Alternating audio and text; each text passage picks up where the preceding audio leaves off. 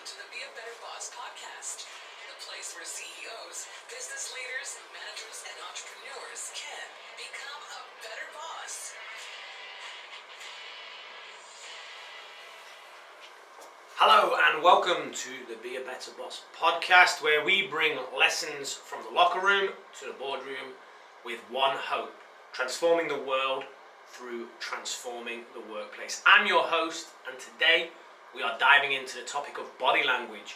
Body language isn't just about how people perceive us, it's about how we perceive ourselves.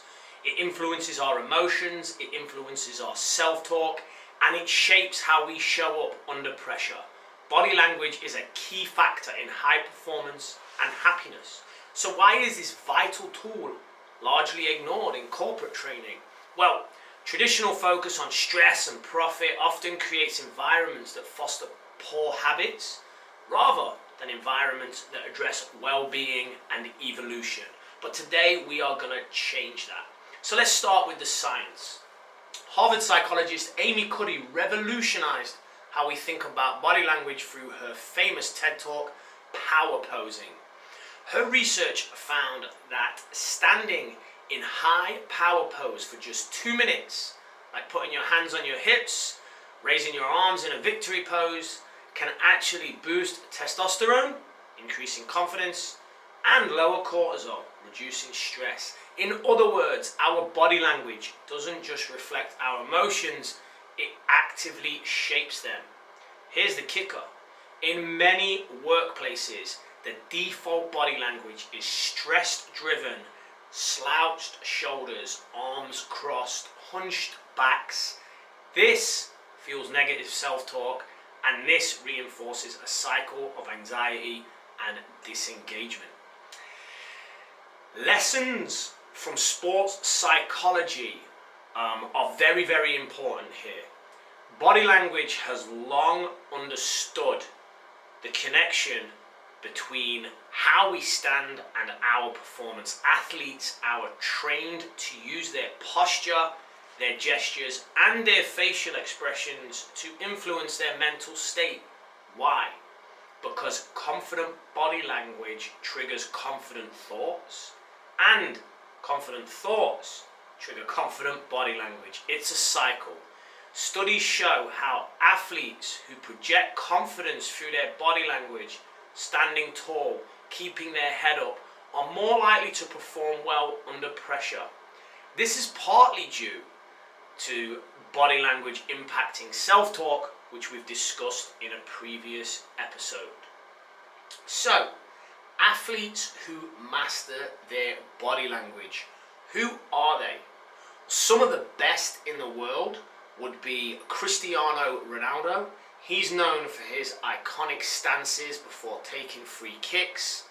Ronaldo's posture radiates confidence and focus. His body language tells the world and himself he's ready to deliver.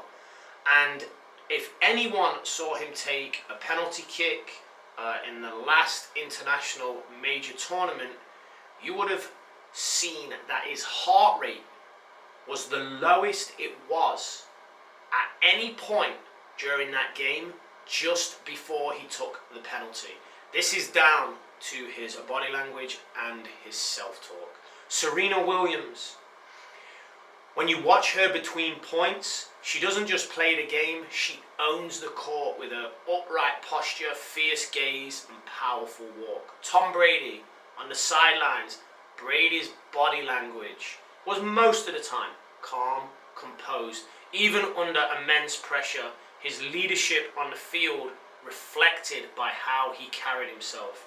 And we saw this during the halftime interval at the Super Bowl when the New England Patriots turned around that major deficit on the Atlanta Falcons.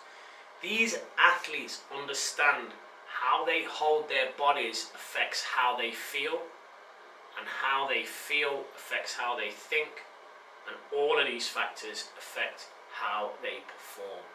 Here's where it gets really interesting. Body language creates this feedback loop with your emotions and self-talk.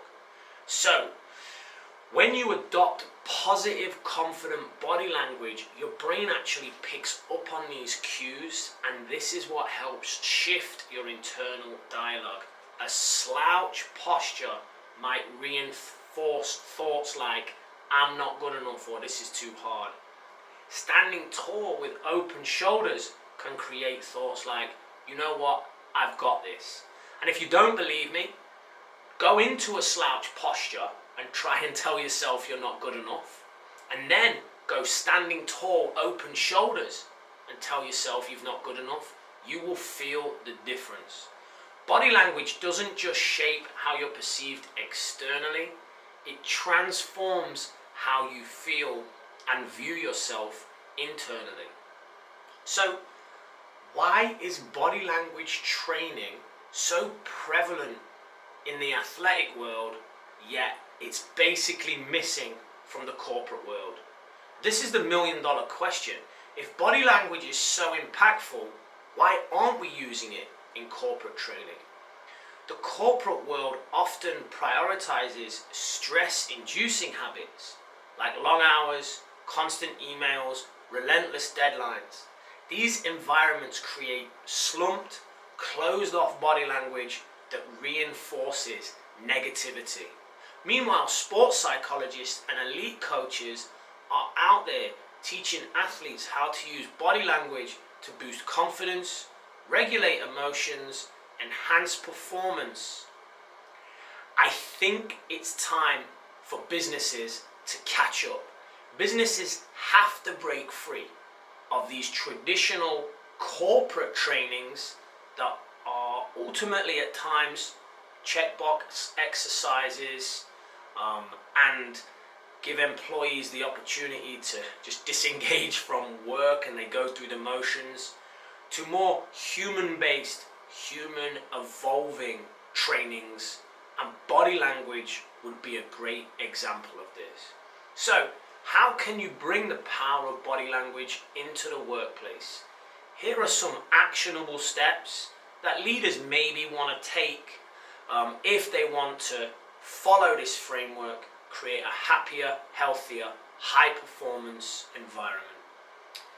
Model confident body language as a leader. Your team is watching you. Stand tall, make eye contact, and use open gestures to project confidence and productivity. Teach power poses. Hold workshops or meetings when employees practice power poses, like standing with hands on their hips or arms raised in a victory pose. It might feel silly, but it works, and it also creates camaraderie. And when we say hold workshops, these have to be an all-day things. One of the newest trends coming out are micro workshops. These can be a small 15-20 minute blast that gives people a break from work, but helps them engage in a healthy habit that can make them happier. Use body language to reset. When a team member seems stressed or disengaged, encourage them to go stretch, encourage them to have a quick walk, help them make small shifts in their posture. This can turn their mind around. And redesign a workspace to support this. Create open, ergonomic environments that encourage movement and upright posture. Hunched shoulders are often a result of poor seating arrangements and constant times at the screen. Create an environment where people are encouraged to go and take breaks and use body language. We've already discussed having a breathwork room. In future podcasts, we'll discuss having a meditation room. How about an area where people go and train their body language? You can include body language awareness in leadership development programs. You can bring in experts. You could subscribe to apps.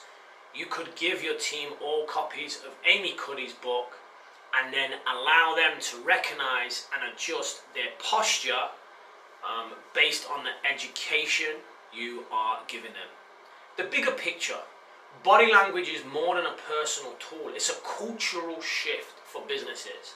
When we teach employees to carry themselves with confidence and openness, we're also teaching them to engage more fully in their work and with their colleagues. Aristotle spoke about the importance of habit shaping character.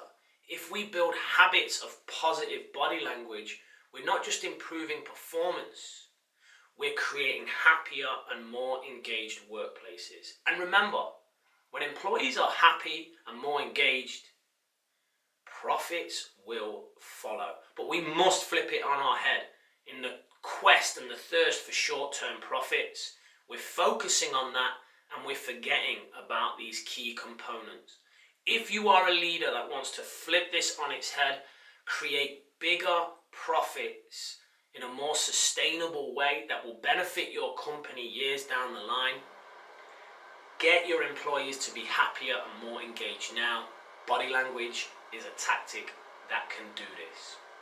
It's one of the simplest yet most powerful tools we have for boosting confidence, reducing stress and enhancing performance. If it's good enough for Ronaldo, if it's good enough for Serena Williams, if it's good enough for Tom Brady, and Amy Cuddy's research proves it, it should be good enough for your business. If we want to transform the world by transforming the workplace, we need to embrace these evidence-based philosophies. To learn more about building high-performing, happy teams, check out my upcoming book, The Administrative Athlete, Lessons from the Locker Room to the Boardroom. You can download a free sample on my website. Keep your eye out for my upcoming newsletter. And remember, how you carry yourself matters. Stand tall and let your body lead the way to a better day. I'm Ian Highfield. Be a better boss.